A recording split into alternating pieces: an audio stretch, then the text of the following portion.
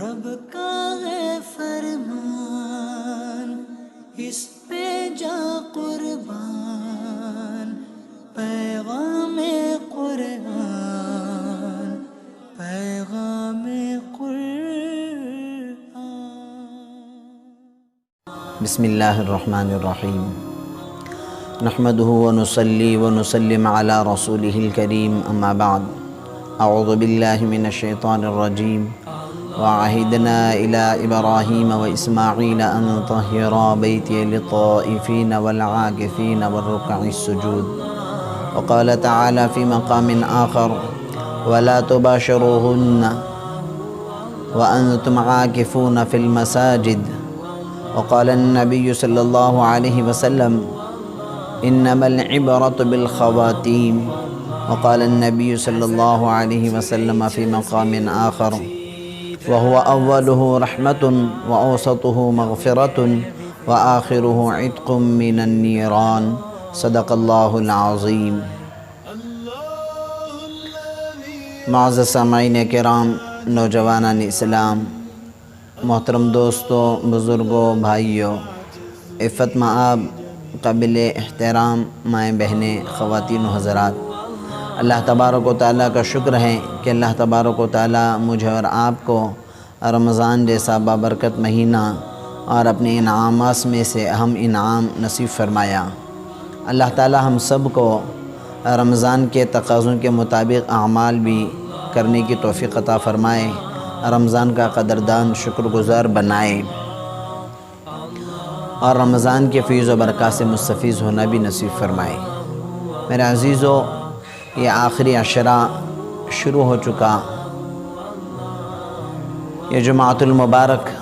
دنوں کا سردار، اور اسی عشرے میں طاق راتوں میں شب قدر اور لیلۃ القدر راتوں کی سردار، اور یہ رمضان کا مہینہ مہینوں کا سردار، اور اس مہینے میں نازل ہونے والا قرآن آسمانی کتابوں کا سردار، اور جس شخصیت اور جس ہستی نبی کریم صلی اللہ علیہ وسلم پر نازل ہوا وہ نبیوں کے سردار، اور جن کے واسطے اور ذریعے سے اللہ نے نازل فرمایا وہ فرشتوں کے سردار۔ اللہ تعالیٰ قرآن مجید 19ویں پارے کے سورۃ النمل میں ارشاد فرماتے ہیں وَإِنَّهُ لَتَنزِيلُ رَبِّ الْعَالَمِينَ نَزَلَ بِهِ الرُّوحُ الْأَمِينُ عَلَى قَلْبِكَ لِتَكُونَ مِنَ الْمُنذِرِينَ، یہ وہ قرآن جو رب العالمین کی طرف سے نازل کیا گیا، اور یہ وہ قرآن جو روح الامین حضرت جبرائیل علیہ السلام کے ذریعے سے نازل کیا گیا، علی قلبک، اے نبی کریم صلی اللہ علیہ وسلم، آپ کے دل پر، آپ کے قلب مبارک پر، بلسان عربی مبین، عربی زبان میں نازل کیا گیا۔ تو میرے دوستو، اللہ تبارک و تعالیٰ نے ان ایام کو برکتوں سے لبریز، اپنے انعامات سے بھرپور اور اپنے رحمتوں سے بھرا ہوا بہت سارے خصوصیات کے ساتھ جامع اور مانع دنوں سے ان آخر ایام کو بنایا۔ اس کی مثال، اب تک جو 20 دن گزرے رمضان کے، وہ دنوں میں عبادت کی شکل میں ہم روزہ کیا کرتے تھے، روزہ رکھا کرتے تھے، اور روزے کا اہتمام اور روزے کا رکھنا یہ دن بھر دن کی عبادت تھی، اور رات میں ایک ڈیڑھ گھنٹے تک عبادت کی شکل میں تراویح ادا ہوتی تھی۔ لیکن اللہ تبارک و تعالیٰ کی توفیق شامل حال رہی تو یہ آخر عشرہ، جس میں تراویح ہونے کے بعد 4.5 گھنٹے ہی باقی رہتے ہیں، اگر ہم لوگ قیام اللیل کی نیت سے، طاق راتوں کی تلاش کی امید سے، شب قدر کی ملنے کی امید سے اگر ان راتوں کو عبادت میں، تلاوت میں، نفل نمازوں میں، قرآن کے پڑھنے میں، اللہ کی یاد اور ذکر الہی میں گزاریں تو اللہ کی ذات سے امید ہے کہ یہ 10 دن کی عبادتوں کے ساتھ رات والی بھی عبادت ہو جائے گی۔ تو گویا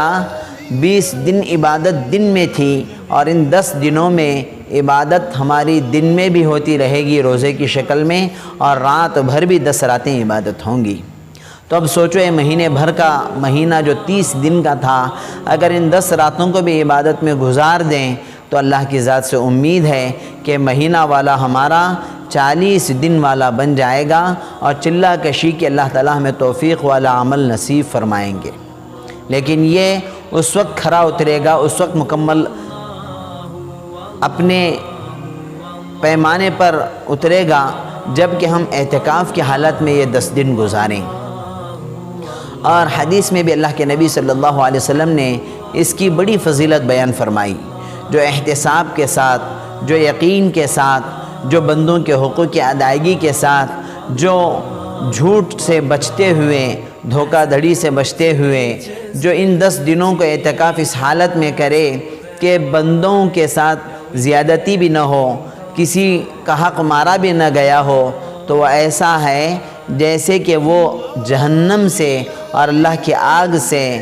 نجات ہی پا چکا، عتق من النیران۔ لیکن اللہ حفاظت فرمائے، آج کا ماحول آنکھوں سے دیکھا بھی گیا کہ 10 دن اعتکاف کو جاتے ہیں تو 20 لوگوں میں آپس میں ایسے لڑائیں گے کہ ان کی لڑائی پر اپنی حکومت چلتی رہے، اور آنے کے بعد آنے پر بھی وہ حکومت اپنی رولنگ باقی رہے۔ اللہ حفاظت فرمائے، یہ بندوں کے حقوق تلفی ہے۔ اور میراث ایک تو دیتے نہیں، دیے تو بھی آدھے بہنوں کو دے کر آدھے بہنوں کو شادیوں میں، میتوں میں، حقوق کی ادائیگی میں بار بار چھیڑ خانی کر کے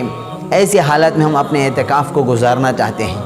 تو ہم اللہ کے بندوں کے دونوں کے حقوق ادا کرتے ہوئے اعتکاف کریں گے تو اللہ کی ذات سے امید ہے کہ 40 دن والا عمل واقعتاً ہماری چلہ کشی والا بنے گا۔ وگرنہ ہم بندوں کے حقوق مارتے رہیں، بندوں کے ساتھ دھوکہ دھڑی کرتے رہیں، جھوٹ پر بنیاد بنا کر ہم اعتکاف بیٹھیں گے تو ایسا اعتکاف، ایسا روزہ، ایسا رمضان ہمارے بھوکے پیاسے رہنے کے علاوہ کچھ بھی نہیں۔ یہ اللہ کے نبی صلی اللہ علیہ وسلم کا فرمان ہے۔ تو ہمیں اس کا بھی احساس ہو، ڈر ہو، خوف ہو، اس کے بعد اللہ کے گھر میں 10 دن کا اعتکاف کرنے کا ارادہ بھی ہو تو اللہ کی ذات سے امید ہے کہ ایسا ہمارا اللہ کے بندوں کے حقوق کی ادائیگی کرنے والا اعتکاف اور ایسی زندگی ہمارے لیے دنیا میں بھی اللہ کے عذاب سے بچائے گی اور آخرت میں بھی جہنم سے بچائے گی۔ ایک تو فضیلت اس کی ہم نے گزشتہ کل سنی تھی کہ وہ ایسے ہیں جیسے اللہ کے چوکھٹ پر پڑے رہنا ہے۔ دنیا والا بھی کسی کے دروازے پر پڑ جائے اور یہ کہے کہ ہم لینے تک واپس نہیں جائیں گے تو سخی آدمی، داتا آدمی کچھ نہ کچھ دے کر بھیجتا ہے۔ اب یہ 70 ماہوں سے زیادہ میاں اور مامتا رکھنے والا اللہ اس کے در پر پڑ جائیں 10 دن 10 راتیں تو اللہ کی ذات سے امید ہے کہ اللہ تعالیٰ ہمارے یہ 30 دن والے رمضان کو 40 دن والی عبادت ہم بنائیں گے تو اللہ کی ذات سے امید ہے کہ 40 روزہ چلہ کشی والا ہمارا وظیفہ اور عمل بننے کی اللہ کی ذات سے امید ہے۔ تیسری بات، اللہ کے نبی صلی اللہ علیہ وسلم نے ایک حدیث میں بھی فرمایا انما العبرۃ بالخواتیم، خاتمے کا جو ہے اعتبار کیا جاتا ہے۔ ایسے ہمارے 20 دن جیسے کیسے گزرے، اگر اس میں کچھ کمی کوتاہی ہے، خامی ہے تو ان 10 دنوں کو ہم ایسے گزاریں کہ یہ ہمارا خواتیم والا، خاتمہ والا رمضان یہ عبرت بن جائے اور یہ ہمارے لیے اعتبار بن جائے، اور حقیقت میں تلاوت، حقیقت میں روزہ، حقیقت میں تراویح، حقیقت میں قرآن کی زیادہ سے زیادہ پڑھنے کی عادت اور اللہ کے ذکر، اللہ کی نفل نمازوں میں صلاۃ التسبیح میں اگر گزرے گی تو وہ حدیث پر بھی ہم نکھریں گے، کھرے اتریں گے کہ اعتبار خاتمے کا ہوگا تو ہمارے پچھلے 20 دن بھی قبول ہو جائیں گے۔ تیسری بات اس میں، چوتھی بات ان دنوں میں کی یہ ہے وہ صدقۃ الفطر والا عشرہ کہلاتا ہے، لیکن صدقہ فطر جیسا بنیادی اس میں عمل ہے، ایسی اعتکاف بھی اس میں بنیادی عمل ہے۔ شرط یہ کہ ہم اس اعتکاف کو اللہ کے گھر میں اس اہتمام سے، اس پابندی سے بیٹھیں کہ ہمارے 24 گھنٹے والے نظام میں ایک آدھ گھنٹہ کسی عالم دین سے، کسی حافظ قرآن سے اعتکاف کے مسائل، اعتکاف کے فضائل، اعتکاف کے قوانین جاننے کی ہمارے اندر طلب ہو، اس کی کوشش ہو۔ مثلا ایک ایگزامپل کے طور پر میں مثال دیتا ہوں، اعتکاف کو اس اہتمام سے ہم بیٹھیں، اس پابندی سے بیٹھیں کہ سنت اعتکاف بیٹھ کر اگر کوئی روزہ چھوڑ دے تو وہ اعتکاف ہی ختم ہو گیا۔ واجب اعتکاف نظر مانا ہوا، منت مانا ہوا، اس میں بھی روزہ ضروری ہے، اور اس 10 دن والے اعتکاف میں بھی روزہ ضروری ہے۔ پانچویں چیز اس میں یہ ہے کہ ہم اعتکاف تو بیٹھے، صبح سے شام تک روزے میں تو گزرے، شام میں اعتکاف کے بعد، مغرب کے بعد ایسی ہلکان کے لیے، طبیعت کو ہلکی کرنے کے لیے ہم مسجد کے آنگن میں چلے گئے، مسجد کے صحن میں چہل قدمی کے لیے چلے گئے، تو مسجد کے داخلی حصے سے باہر جانا گویا اعتکاف کو توڑ دینا ہے۔ اس سے عجیب مثال میں آپ سے عرض کروں کہ اگر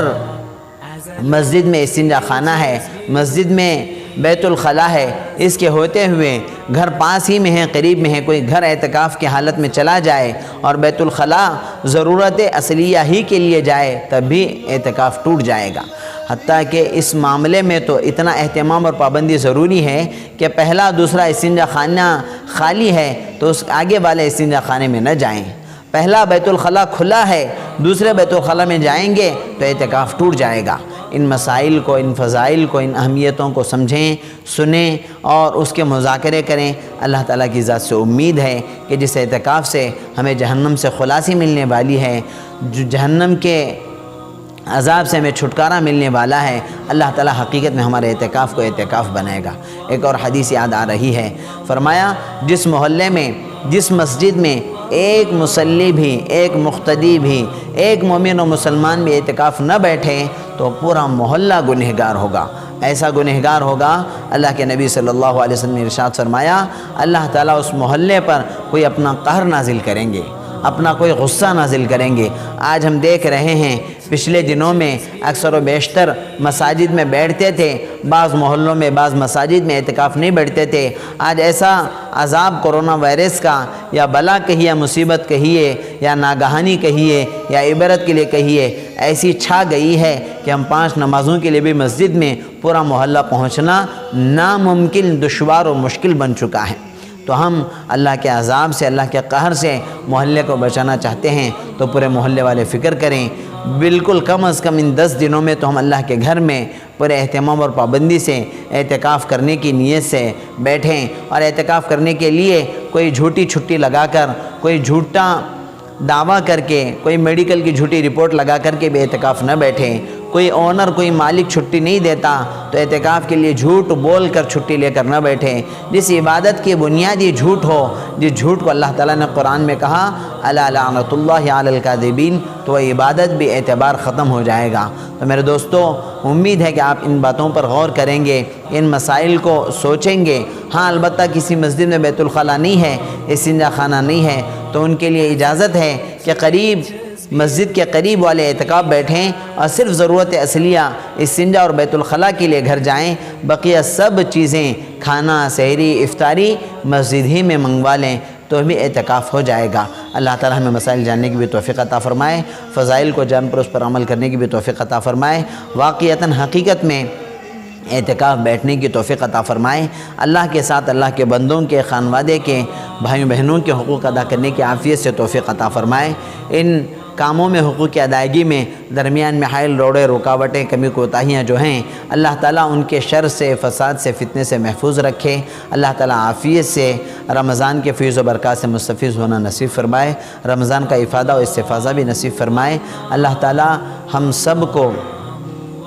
رمضان کے تقاضوں کے مطابق اعمال کرنا بھی نصیب فرمائے۔ تراویح کے بعد 2-4 گھنٹے جو باقی ہیں ان کو بھی عبادت میں لگا کر، تلاوت میں گزار کر، ذکر الہی میں گزار کر، دن کے ساتھ راتوں کو بھی اللہ تعالیٰ قیام اللیل اور ان 10 راتوں کو بھی عبادت میں گزارنا نصیب فرمائے۔ آمین۔ وآخر دعوانا الحمدللہ رب العالمین، والسلام علیکم ورحمۃ اللہ وبرکاتہ۔ سبحان ربک رب العزت عما یصفون، وسلام علی المرسلین، والحمدللہ۔